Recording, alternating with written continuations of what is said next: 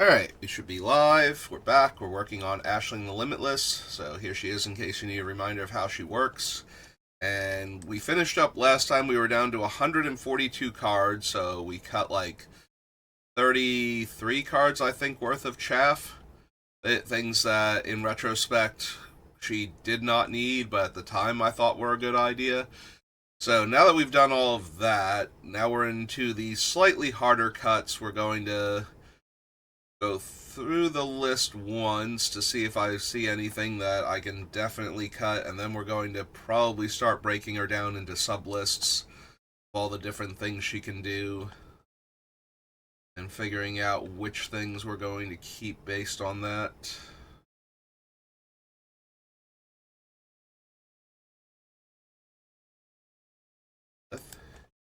Where is your capital M? All of these are technically fine. There's nothing that immediately leaps out to me as, you know what, I can probably cut that.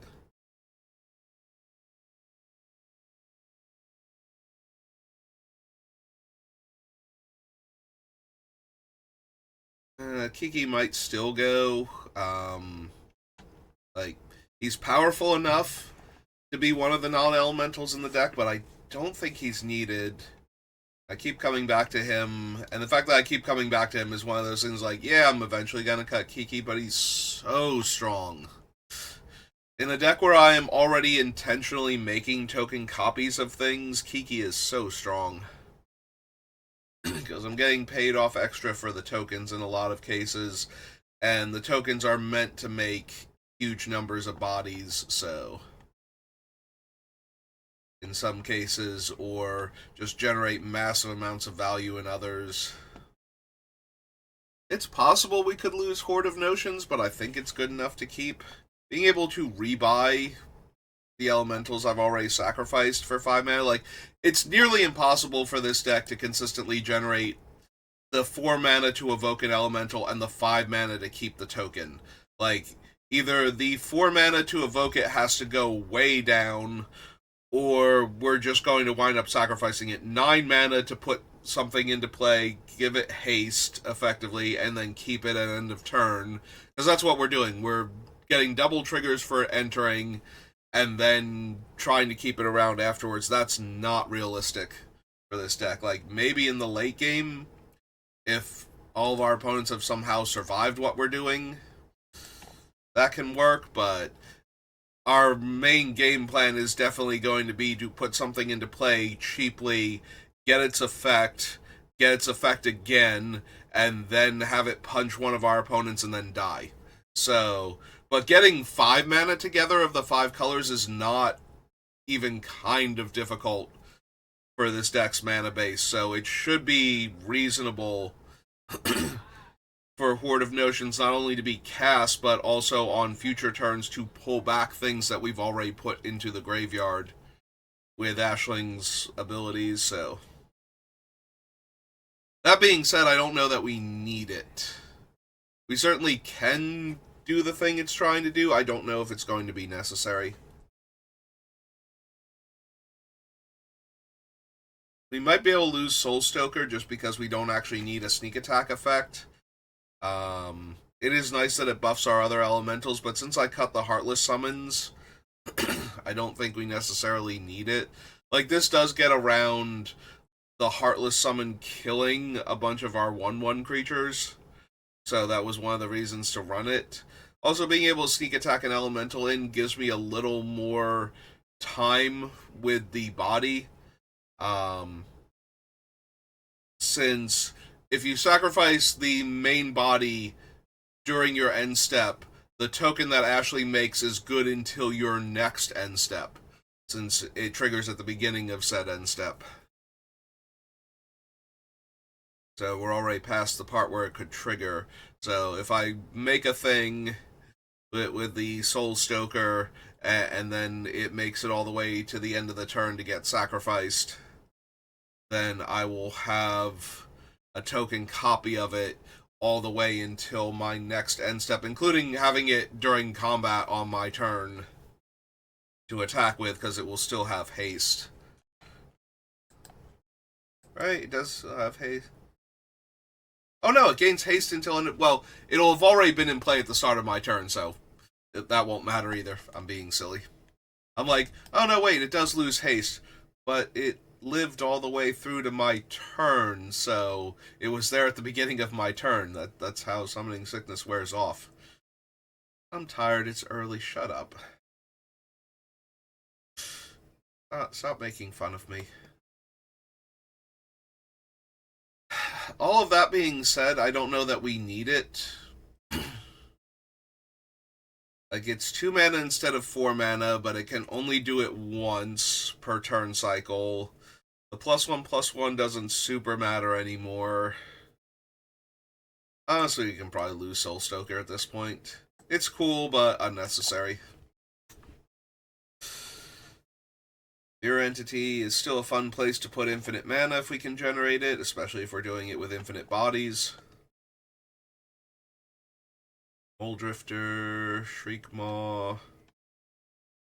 All those have to stay.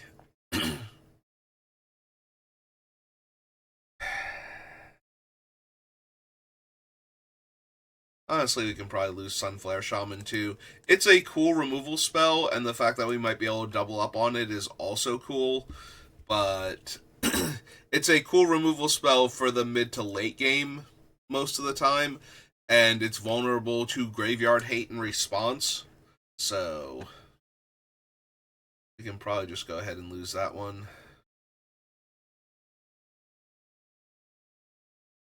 It's possible we wind up losing the Soul or Cauldron of Souls also.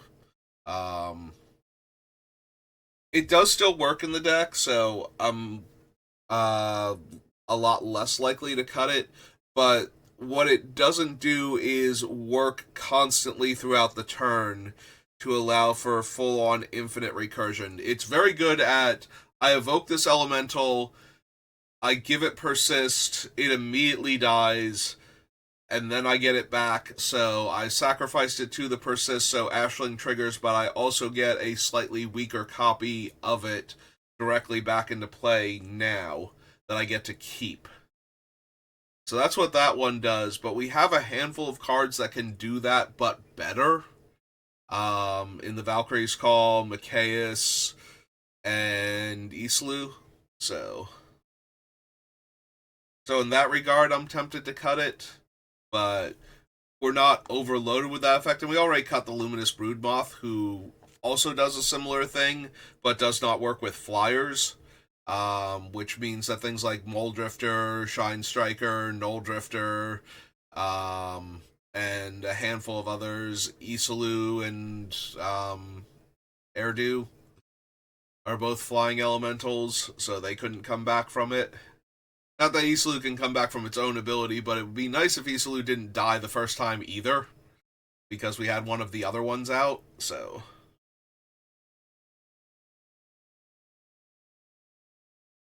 So yeah, I can see cutting the Cauldron, but we don't have enough ways to do that, I don't think. If we don't have room for it, though, like if we have to just go, well, we've got 3 other things that if we ever assemble 2 of them at the same time, my things can never stay dead. Like, that might just be good enough.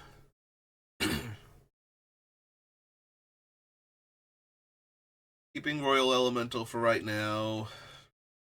Avenger of Zendikar definitely stays.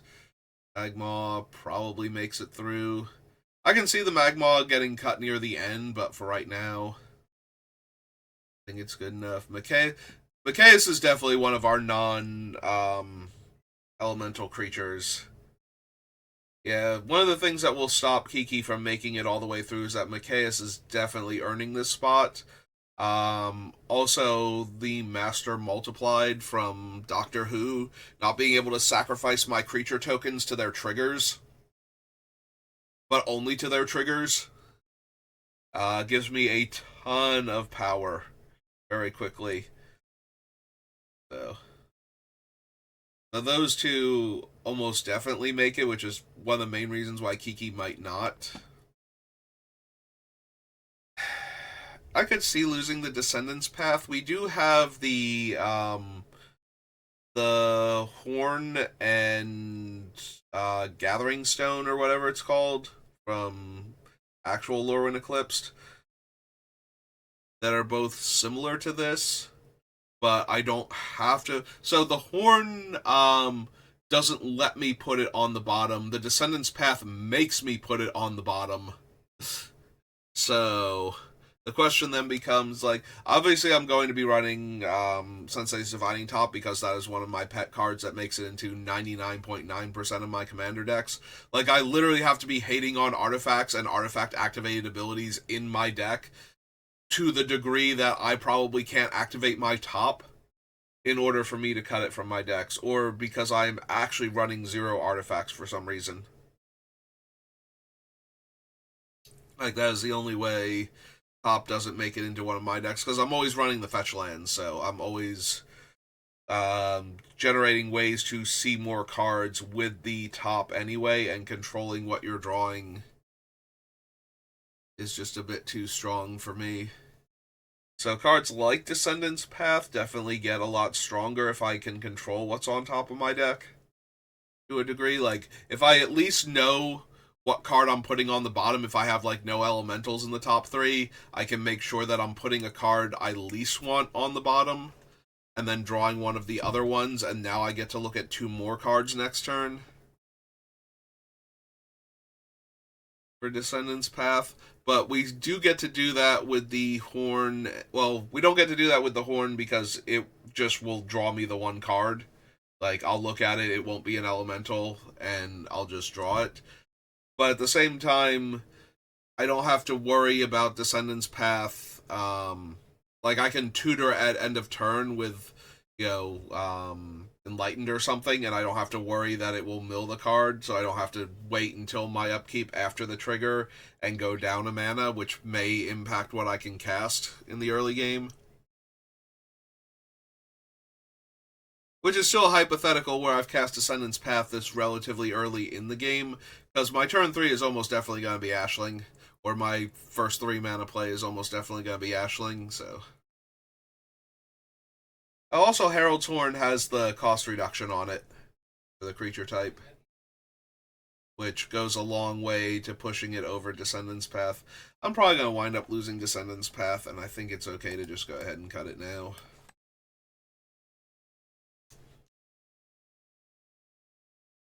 Sonic Rift. I can definitely see Athreos making it all the way through because I am putting cards in my graveyard and opponents are not going to want to just let me get those cards back for free. And an indestructible 3 mana enchantment is a really strong way to force them into a position where they have to keep paying life to stop me from getting my stuff back, or just get buried in the inevitable card advantage. And I do get to choose which opponent has to make this decision. It's not like any player can pay 3 life to stop me. So, I can choose the player that is in the most uncomfortable position to have to pay life. I'll have to choose the life gain deck. Like, yeah, no, I will definitely pay, like 9 mana, or 9 life rather, this turn to not give you 20 mana worth of spells back that you're casting for 12 mana.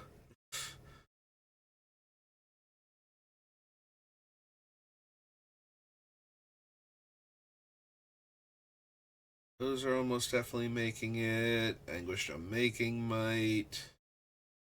Panharmonicon, Anointed Procession.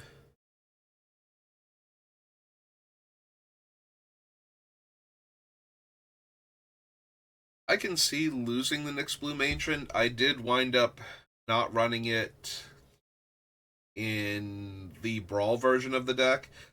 The main thing about Nyx Bloom Ancient is once you have a certain amount of land in play, like if I evoke the Nyx Bloom Ancient for 4, and then it dies and I get the token copy, now each of my lands that is still untapped taps for 3 that turn.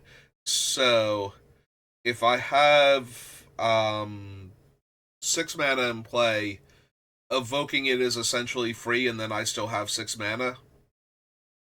So, and that's assuming that that is the only thing that I have going on. If I have more lands than that, then it gets exponentially better.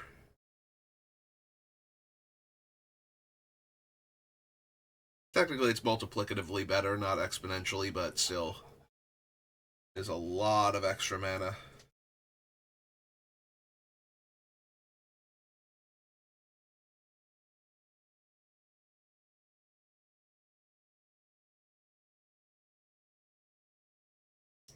All of these are staying for right now. Norn definitely has a very high chance of being one of the non-elementals. She could also go. Um, while she is incredibly powerful in this deck, we do have other ways to double up on the triggers. The weird one is the Roaming Throne, which is not an elemental for the purposes of my effects that let me, look at the top card. If it's an elemental, I can do stuff with it, or when I cast an elemental spell. But it is an elemental once it's in play. So at that point, if something makes me sacrifice it, I do get copies of Roaming Throne. Sadly, it will not be in play to trigger to copy Ashling's ability to make more Roaming Thrones that way, but if I happen to have, a doubling season effect, then I'll get multiple Roaming Thrones off of that.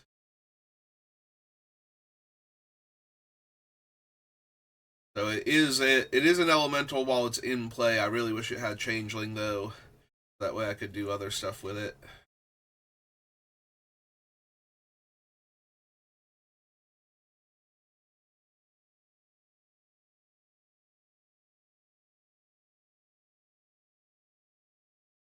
I mean, honestly, I might be losing the Funeral Room.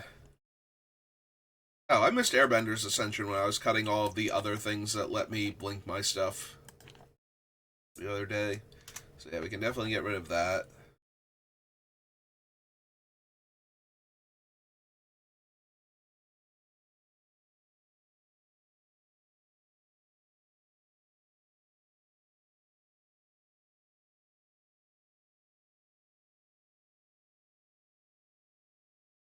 All of those stay for right now.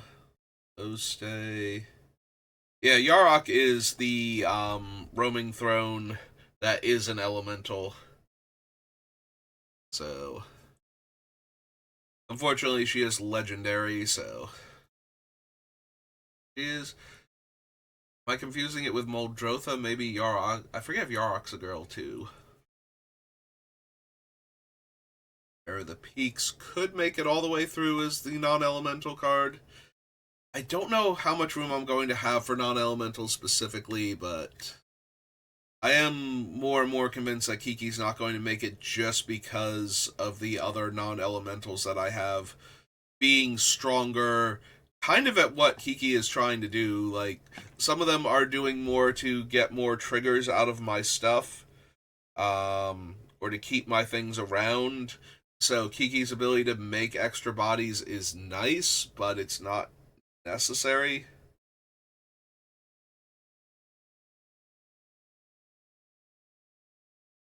I think Kiki can go at this point. Yeah, for some reason I want all of these elemental incarnations that have gotten themselves banned or in talks in various formats. I feel like they might be good in the deck. Are we gonna cut Animar? I really like Animar for the ability to get our casting cost down to 0 on the Evoke, but we have a bunch of other cost reduction effects.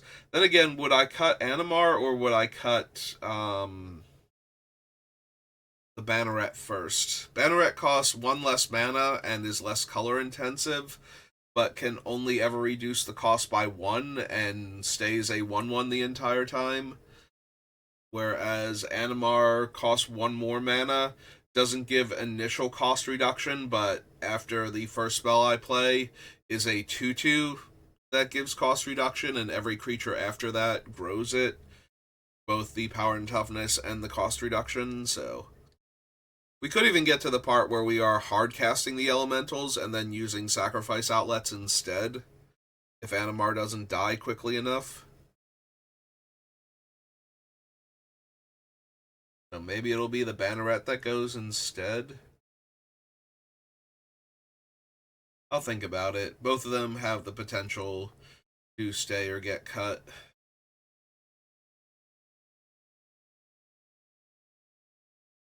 Those are going to want to stay.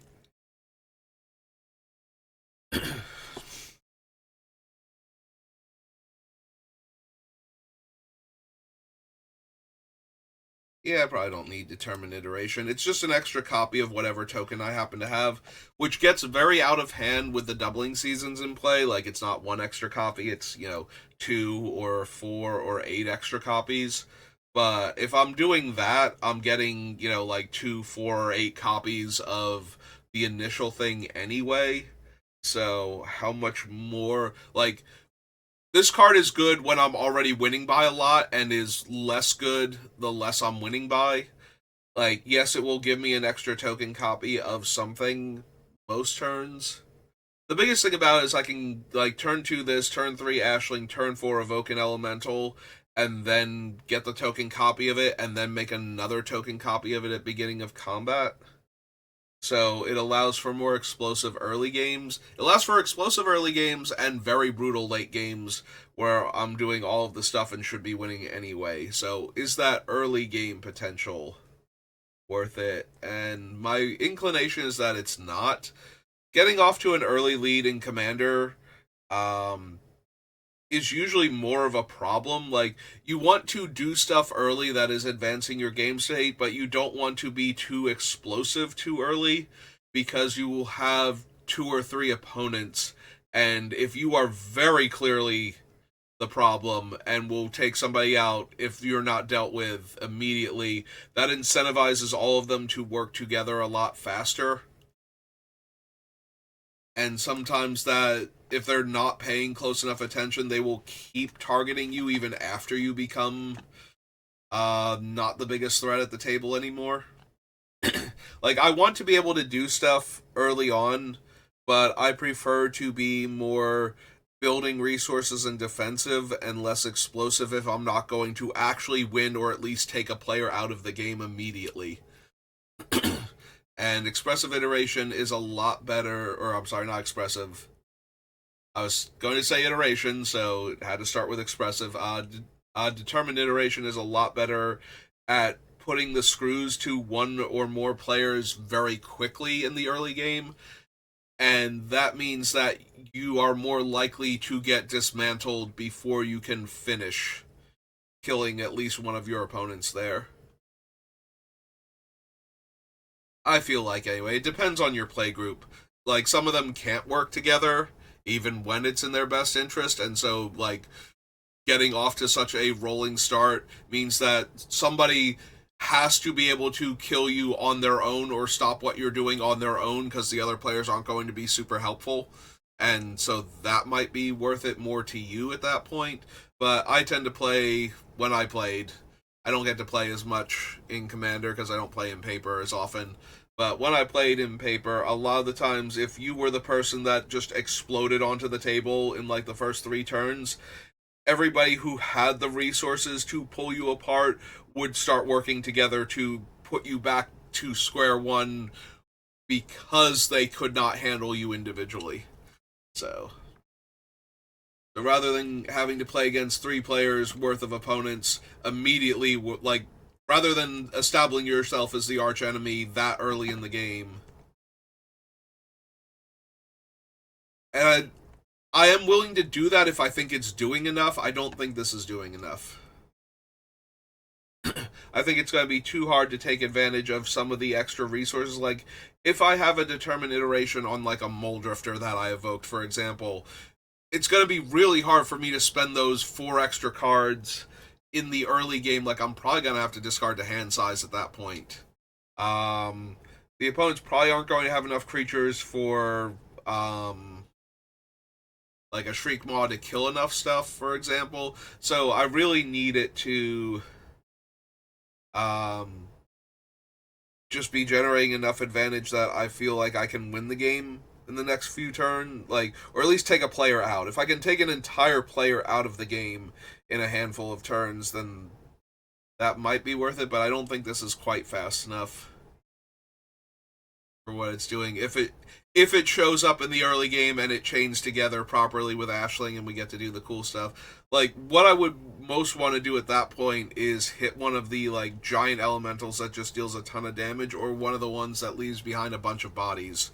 Like if I can get like 6 or 8 1/1 tokens after attacking with one giant body, then I would feel pretty good about that. But yeah, I don't think so.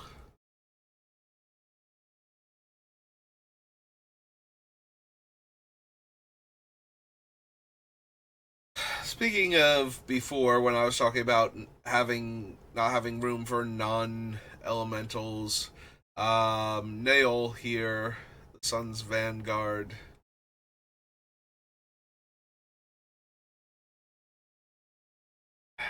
Double Strike is really strong, but it is one of the things where if I am winning, I don't super need Double Strike most of the time.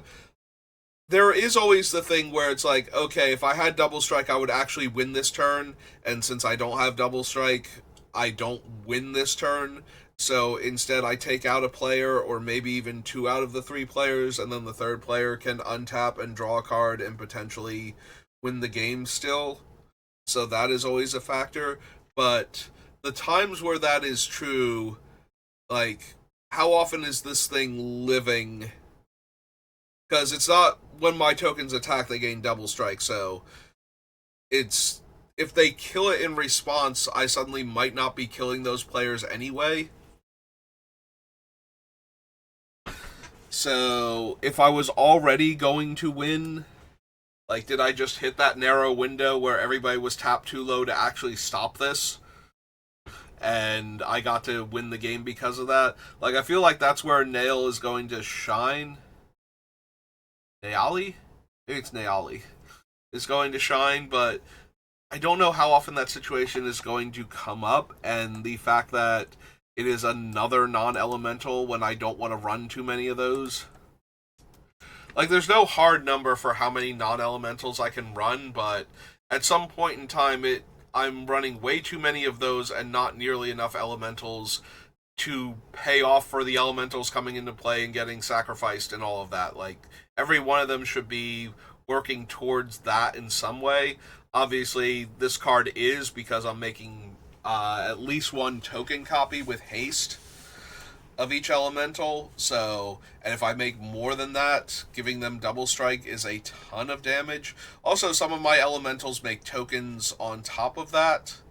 So, this thing affecting those tokens and giving them double strike is also relevant if all of the 1/1 Kithkins off of Kithkeeper and the Changelings off of the other thing and the Merfolk off the Benthicor all have double strike. That can actually start to add up very quickly.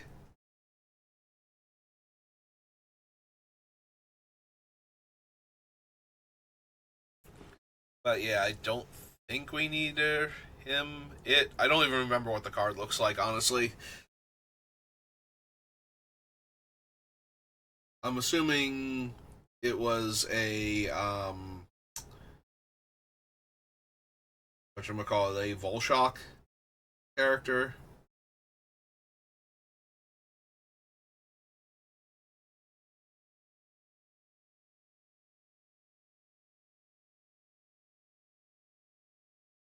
So I have Staff of the Storyteller, and I never did add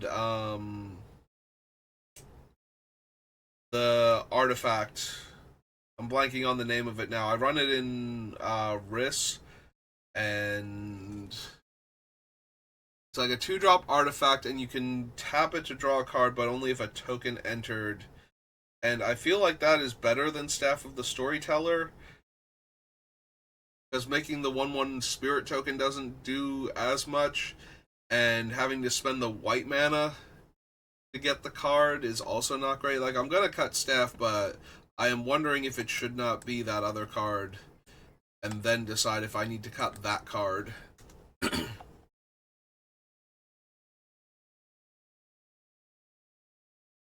Trouble.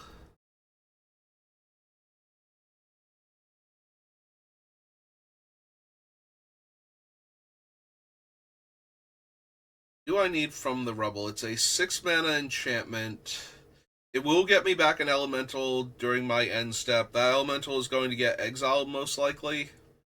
Um, because I've cut all of the blink effects.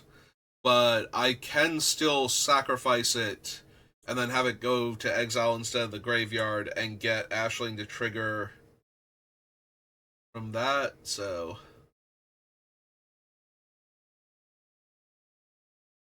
Uh, Mine from the Rubble is a 6 mana enchantment, though. I don't know how badly I need it.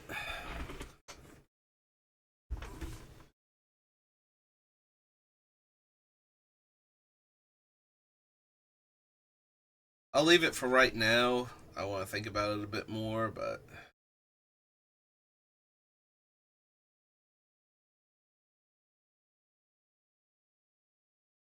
Definitely want Renewed Solidarity. That one's way too strong with what I'm doing. I do like these three.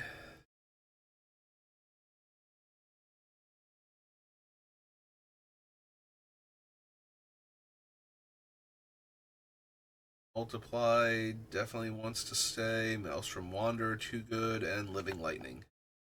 Alright, so how many cards did I cut here? Oh wait, let's go grab Kiki, because I'm cutting Kiki. K-I-K... Okay.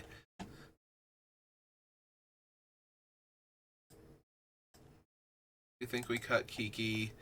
That's 8 cards we managed to cut.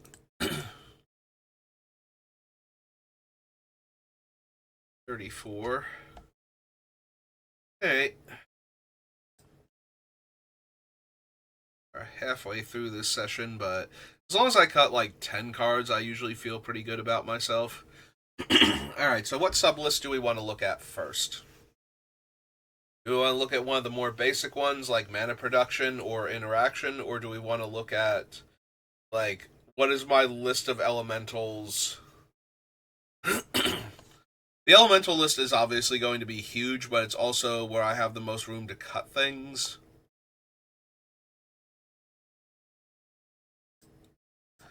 I guess let's start with our mana ramp. Let's see what we have to work with. Because we have like Mana Vault and Soul Ring looking at me right here. I do need to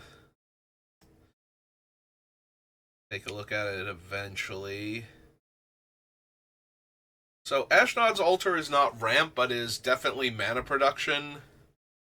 I feel like the other things, though, are like, how am I getting to the part where I can cast and activate Ashling, as opposed to Ashnod's Altar, which is, how can I get more out of activating Ashling?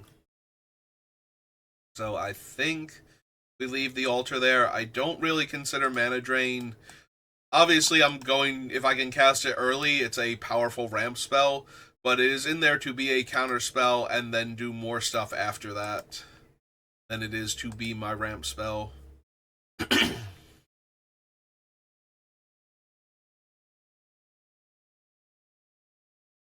Power Stone, Grim Monolith.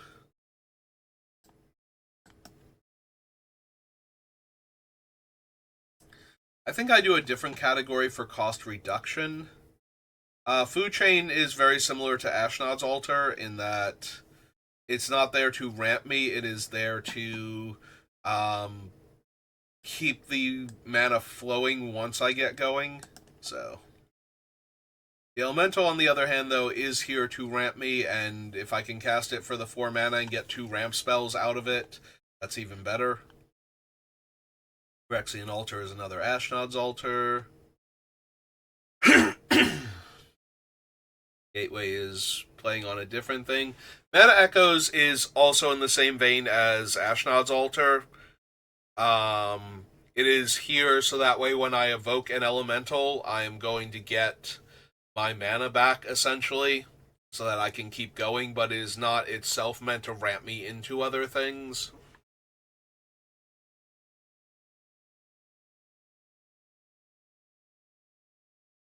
Farseek, however, is ramp.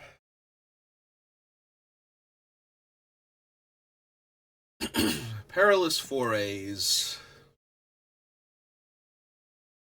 This one also, ooh, excuse me, also feels like less of a ramp spell and more of a way to thin my deck out of land after I've already hit the part where I technically don't need mana anymore.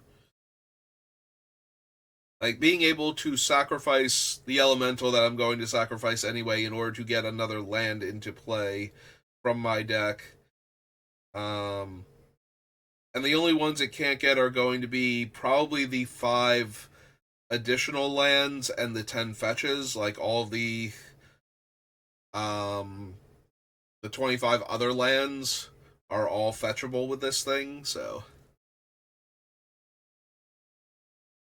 I don't know that I count it as ramp because it is a 5 mana spell that is more about getting the lands out of my deck after I've already gotten the ability to do the thing. So it does still ramp me at that point, but I am more concerned about what I can cast in the early game.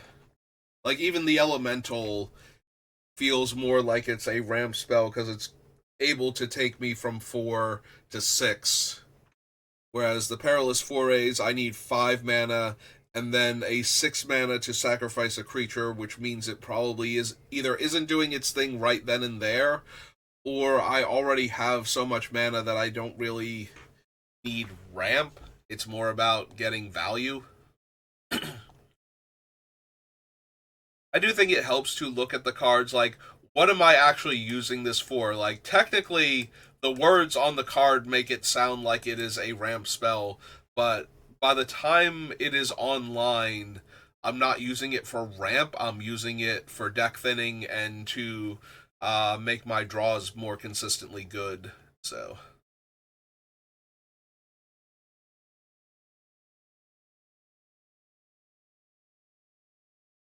while it does literally say it's adding more lands to the board and is therefore technically ramping me,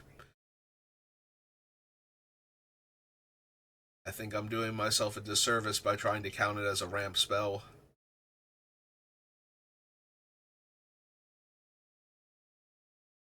These are meant for ramping. Similarly, Nyxbloom Ancient is not meant to ramp, it's meant to make an explosive amount of mana the turn that I evoke it. So it plays more into the same thing as Ashnod's Altar.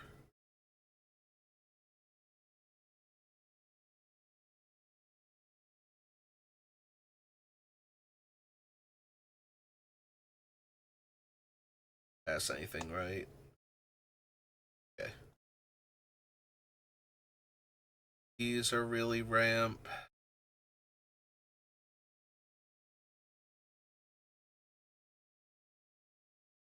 Beza is only ramp if my opponents have more mana than me. Great Shell is close.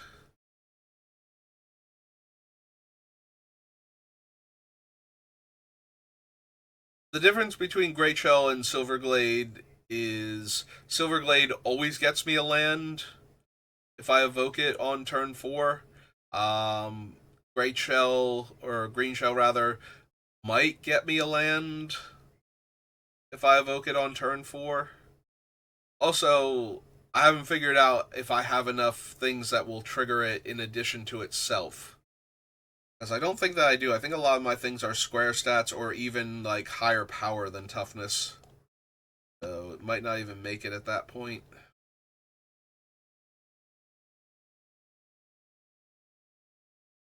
Flame Braider visits.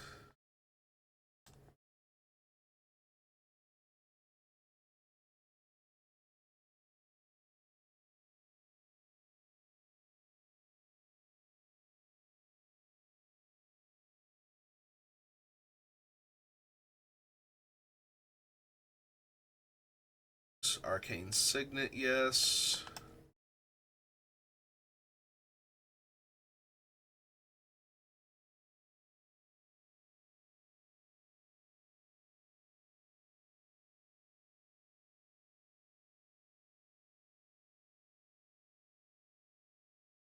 That's it. So that is all of our ramp.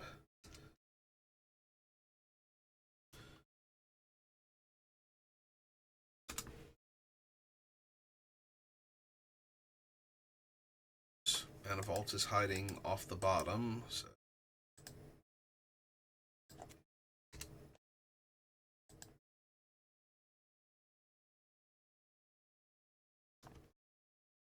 Okay, Felwar Stone, Nature's Lore, Stone, Grim Monolith, Fade. Even the Silverglade is a little questionable. I just go from Smoke Raider. No more ramp spells between Lorwyn and Lorwyn Eclipse. There is 20 years. Now, technically, like, box sets and whatnot, and, like, commander things and side projects have them, so there wasn't nothing. There was one card, though, technically, because 3 Visits is from before. So, yeah, we just went from Lorwyn to Lorwyn Eclipsed with one card in the middle for ramp spells for this deck. Like, nothing printed in that 20-year space, aside from Arcane Signet, was worth considering. That does mean we don't have a ton of ramp.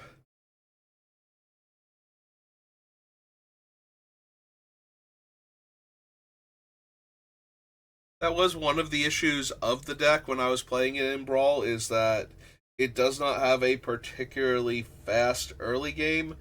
Brawl, though, it can afford to miss a land drop, because once it starts doing its thing, it will just absolutely run away with the game. So, it's not the end of the game all the time, unless the opponent's deck is very focused and has a good draw, that they're going to kill me if I miss a land drop. But Commander, it really is going to hurt, because it's kind of hard to make up for that when you're falling behind on resources against 3 other people, or at least 2 other people. But then again, we did pick up more older ramp cards that I did not have access to for Brawl, so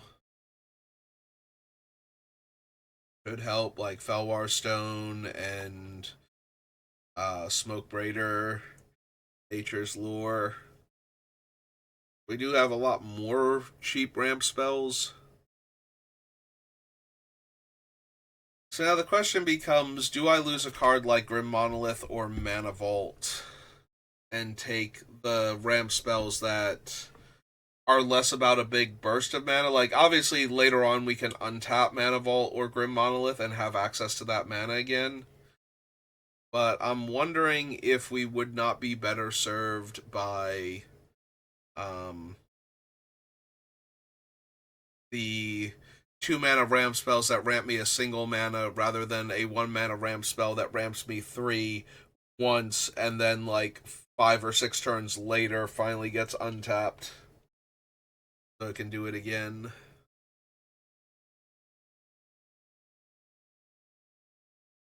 If we were to cut one of them, I think it would be Mana Vault.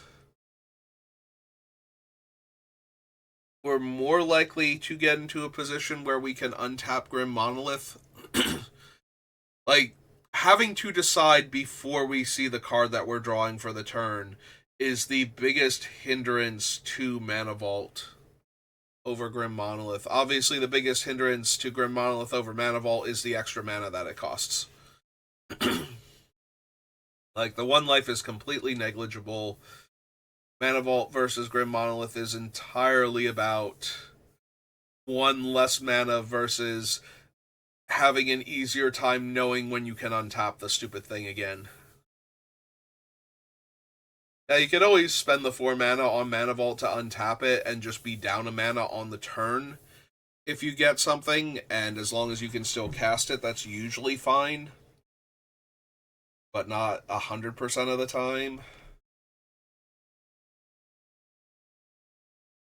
Also, it might be eating up too much of the colored mana at that point. A 5-color deck. Alright, I'm willing to cut Mana Vault and bring us down to 10 ramp spells.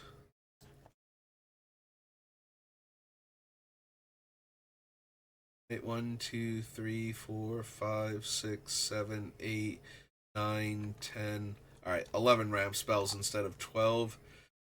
The Silver Glade is just barely making it, though. Like, at 5 mana, it's not a ramp spell anymore. At 4 mana, it kind of is. I'm wondering if I should leave it off of the ramp spell list for the same reason as cards like Perilous Forays, where by the time I can use it for that purpose, it's less important. I think I cut Mana Vault, and yeah, I think I just remove it from this list for not actually doing the thing. I wonder if I don't need... Maybe I even do cut it because of that.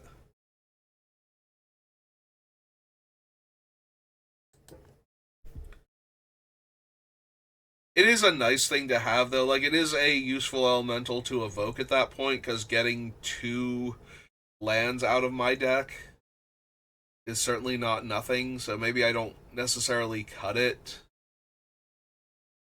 But yeah, counting it as one of the ram spells is feeling a bit more disingenuous the more I look at it. Alright, so that was our ramp. Grab our removal and interaction package now and see what we have to work with. I would consider mana drain interaction, so...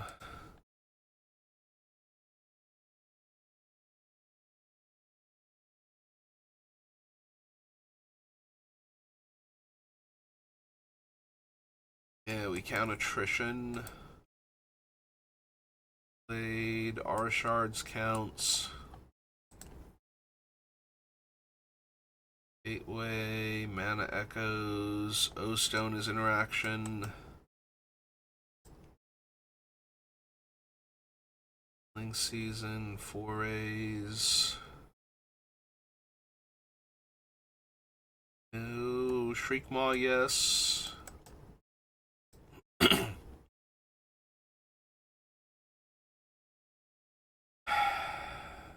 Nevermaker. It's really weak interaction because they get the thing back the next time they draw a card, but at the same time, it is taking a permanent off of the board. Fight Bellows, yes. Path to Exile, yes. Royal Elemental, that's what it's in the deck to do. So I'm going to go with yes.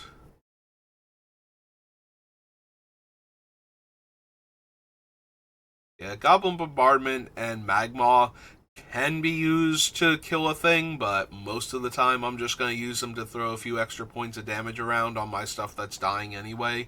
So if it can kill like a utility creature or a token, it might, but that's not its primary function. Dictate, do you want the other end? Pushed on making.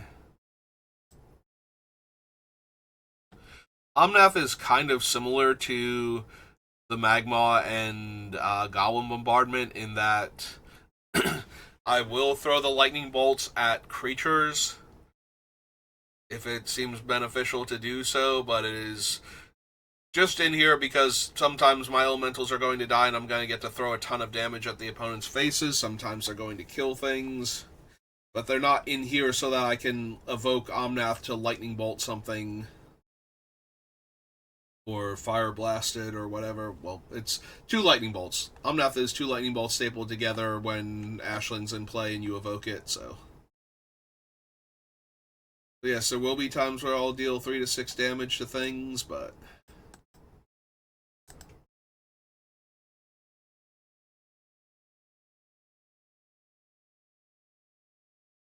Destroys a removal spell. I think I might have too much removal.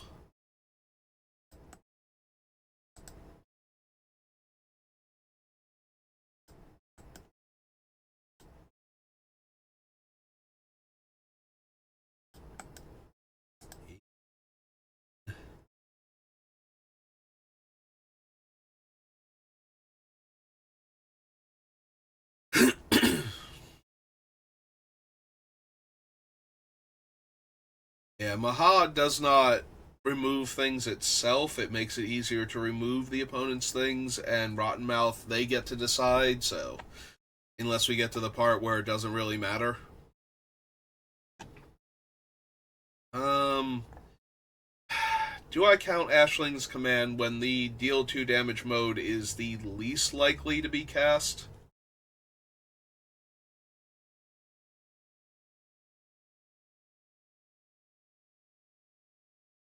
Because I am almost definitely copying an elemental and drawing 2 cards or making treasure. Like, some combination of those three is going to be what happens 99% of the time.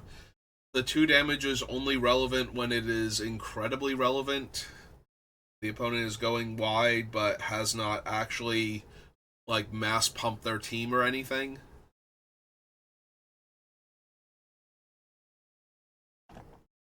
Yeah, I'm willing to leave the command out. We do need the changeling, though.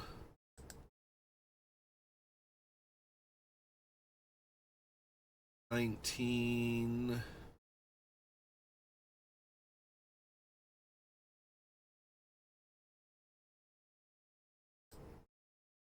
It's 20. Terror of the Peaks, on the other hand, while throwing around lightning bolts, means that I'm probably going to wind up bolting opponents a lot of the time. The Terror can actually be a removal spell. Like, when something enters and I'm dealing, like 4 to 7 points of damage, and sometimes 3 and sometimes less, depending, but if I'm dealing enough damage from the Terror, I am more likely to kill problematic things than to go face with it, unless going face is going to win me the game.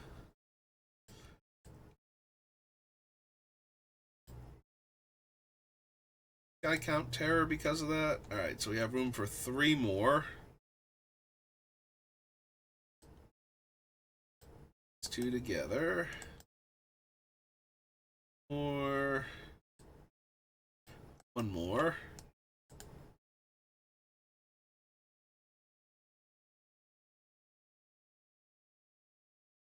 And yeah, I would consider Martyr's Bond for the same reason as Dictate of Erebos.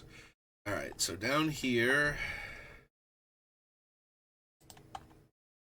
removal.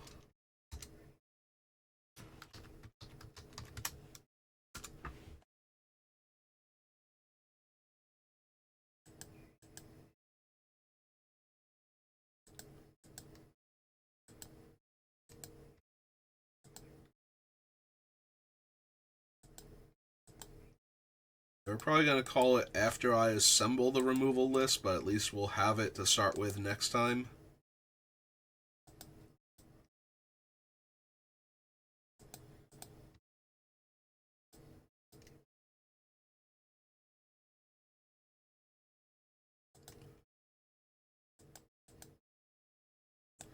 Also, it's pretty obvious that I have way too many cards on this list. Like, some of them I can probably cut real quick, just because I know I don't have room for all of them, and there are some that are sticking out to me as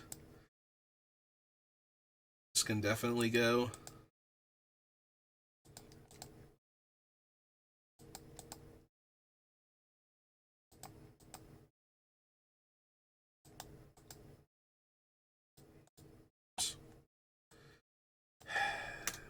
Double tap 99% of the time, and then every once in a while it's like, oh no, I know exactly what you mean, you don't have to click the second time. God, I hate this. I hate when it does that. Alright, so Martyr's Bond is where we stopped. There it is, okay. Windgrace's Judgment. Will. Explained Absence.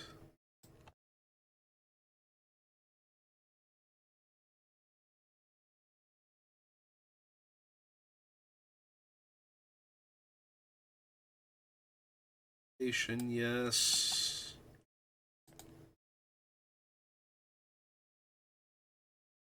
Lightning. Why do I feel like I missed Casualties of war.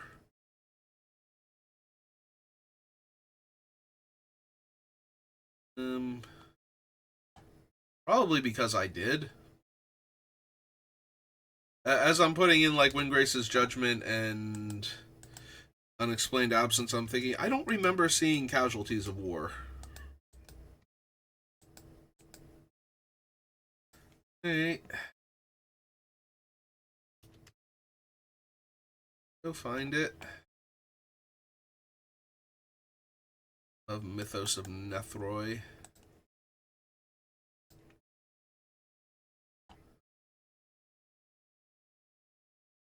One of the ones I'm almost positive I can cut at this point.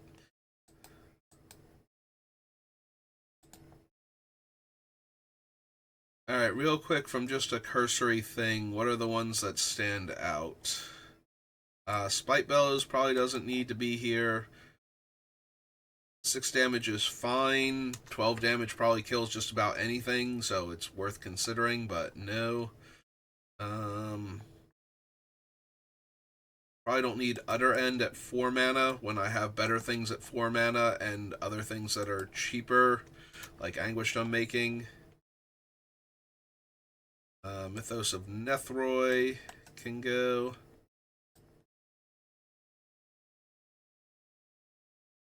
Stomping Changeling, Cavalier, Terror, Breaker, Fury, Solitude. Yeah, the rest of these I want to take some time, but I think these 3 can just go.